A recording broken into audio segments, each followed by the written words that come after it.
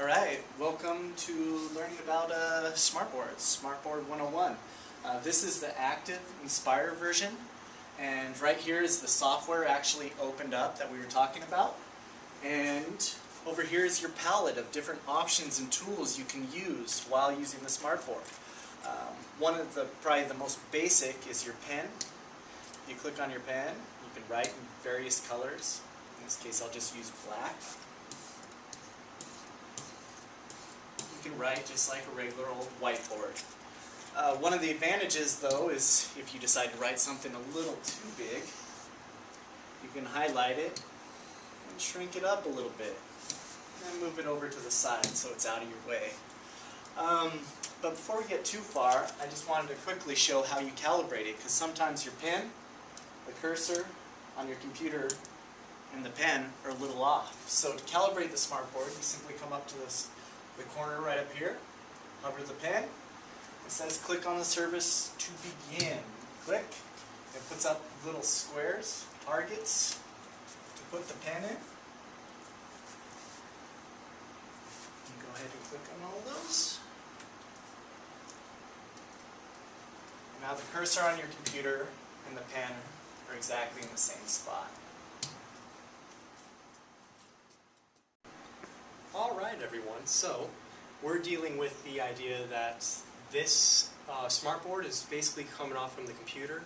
So with this cursor or pen we can access different files, we can open or close or save any of them. In this case we want to open a couple. And here, just like as in a regular Mac, it comes up with this screen. But we already have a couple of them open. So we're going to go ahead and pull up this lesson here involving Spanish. And this one is meant to be all fixed, so you can't click or drag any of them. But the whole class can see it, it's easily accessible, and you're good to go.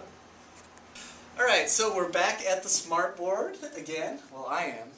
Walter was just up here. I wanted to talk a little bit about actual flip charts, which is basically your design of your lesson plans. This is a blank one. Oftentimes as teachers, creating lesson plans is tedious and hard work. So to have to actually design something on the computer takes a lot of time.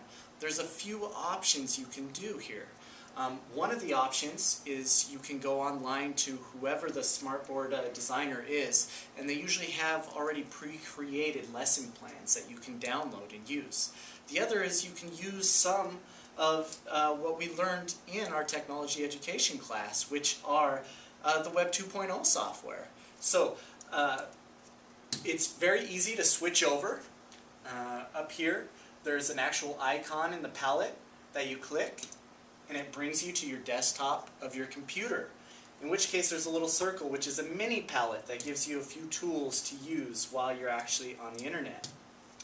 I've already loaded a few pages here down in the corner, so we'll start out with Web 2.0 program Gliffy.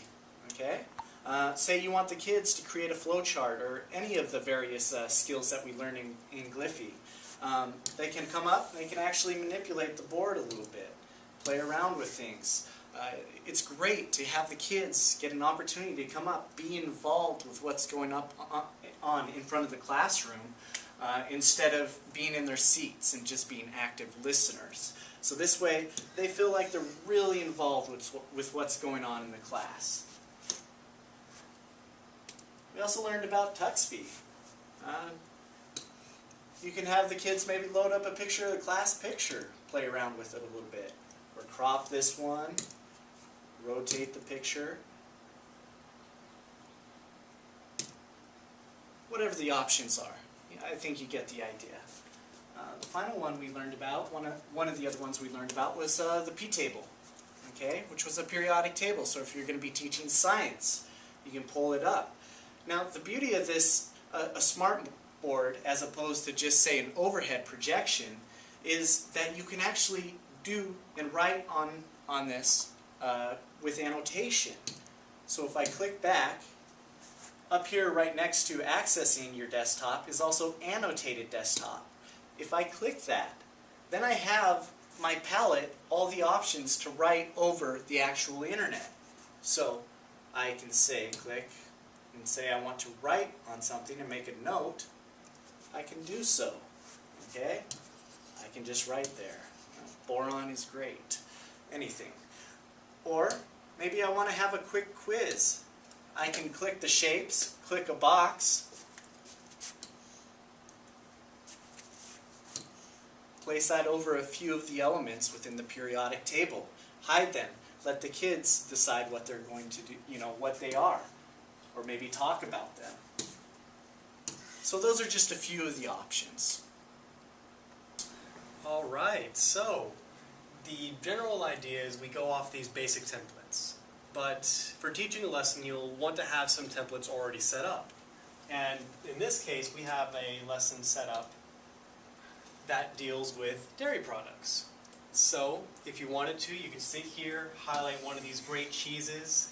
Hey El Cheesio, Hey El Ego, Hey El Milko. And if you wanted to, you could ask the class to repeat these food items here and recite them in class.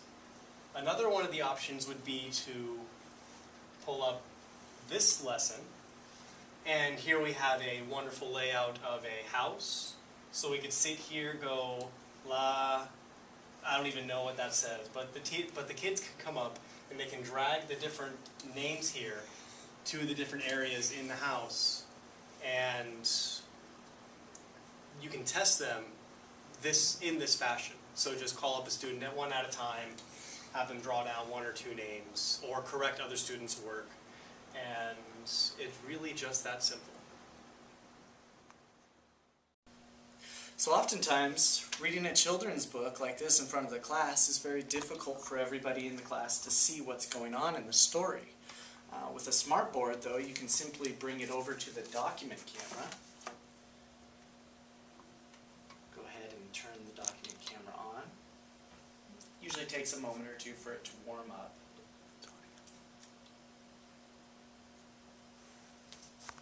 And then your story is up on the board. And everybody has an opportunity to see what's going on in your story. So, am I too close here? Okay, I'll move a little back.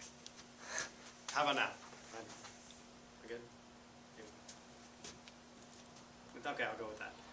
So, a lot of times in classrooms, we are worried that students are going to be spending too much time on their cell phones, sending text messages to other students, phone calls, and etc. But there are benefits to cell phones, which this kind of technology has been able to grasp. And this expression is what it's called, is basically a cell phone that has texting potential, and only texting potential, that students can use in the classroom to respond to polls or respond to answers or whatever the case may be. It's designed much like a cell phone for students to have more relatability to it. Little screen here to tell students what's going on, with texting option that's similar to basically what a phone is. And this is just some more beauty to technology for today's world. Inhale this, but do not touch. I smell nothing. What you do not smell is called iocane powder. It is odorless, tasteless, dissolves instantly in liquid, and is among the more deadly poisons known to man. I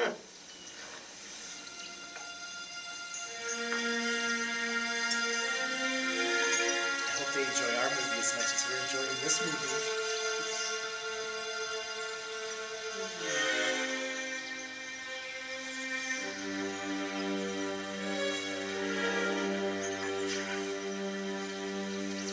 All right. Where is the poison? The battle of wits has begun. It ends when you decide and we both drink, and find out who is right and who is dead. But it's so... So, who do you think is going to be the winner? I'd have to go with the guy in the black mask, just because he's also... You know, that is a very good reason. And for that, you get an A in this course. Yes! A for awesome. Alright, so if you want to know who wins this, then watch Princess Bride, which is being awesomely displayed by this smartboard that we have on display here. That is displaying. Ciao. It's good enough. One final note. When you are using a smartboard, remember it is connected to your computer, so try not to display the students' grades, aka your grade book. Bad idea.